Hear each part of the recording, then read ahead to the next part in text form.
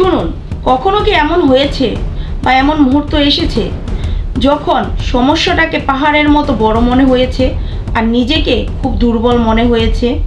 আজকে আমি তেমনই একটি শ্লোক নিয়ে আপনাদের মাঝে এসেছি। শ্রীমদ্ ভগবদ গীতার প্রথম অধ্যায়ের 10 নম্বর শ্লোক। শ্লোকটির ব্যাখ্যা আপনি জানতে পারলে আপনার মানসিক যুদ্ধের পরিবর্তন ঘটবে আর তার চিত্রটাই পুরো বদলে যাবে। চলুন শুরু করা যাক।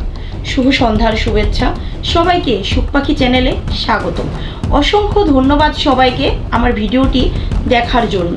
দুর্যোধন তার গুরুদেবকে বলছে, গুরুদেব, মহামহিম ভীষ্মকে সামনে রেখে আমাদের বাহিনী অগণিত ও অসংখ্য, আর পাণ্ডবদের ভীমকে সামনে রেখে তাদের বাহিনী যথেষ্ট অল্প কিন্তু অনেক শক্তিশালী ও আত্মবিশ্বাসী। এই কথাটির মধ্যেই লুকিয়ে রয়েছে এক গভীর সত্য ও ভয়। আত্মবিশ্বাসী সবচেয়ে বড় শক্তি, সংখ্যায় নয়।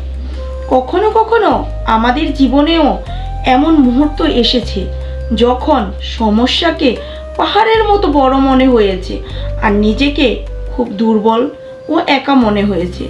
তখন মনে হয়েছে আমি খুব দুর্বল, আমি পারবো তো? আর এটাই হচ্ছে দুর্যোধনের মানসিকতা।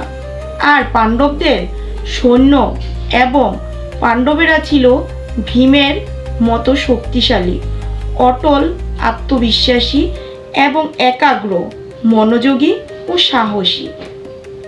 আপনার ভিতরেও সেই সাহসী ভীম রয়েছে, শুধু তাকে জাগিয়ে তুলতে হবে।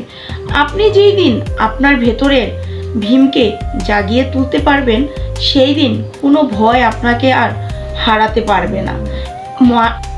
মনস্তান্ত্রিক দৃষ্টিকোণ থেকে মনোবিজ্ঞান বলে, যখন মস্তিষ্ক আর মন ভাবতে থাকে আমি খুব শক্তিশালী, তখনই মস্তিষ্ক থেকে সাহস আসতে থাকে আর বিশ্বাস আসতে থাকে ও শক্তি বেরিয়ে আসে।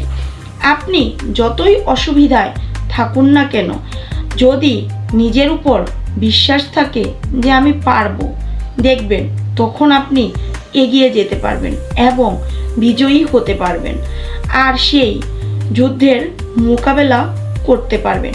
কারণ বিশ্বাসের সামনে কোনো দুর্বলতাই টিকে না।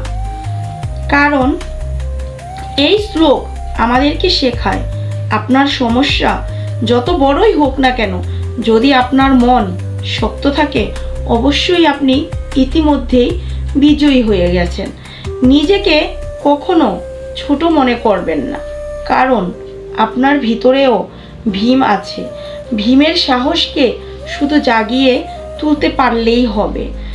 যদি এই শ্লোক আপনার ভেতরের ভীমকে জাগিয়ে তুলতে পারে বা ভীমকে জাগাতে উৎসাহিত করতে পারে, তাহলে অবশ্যই একটি লাইক, কমেন্ট ও শেয়ার করে যাবেন।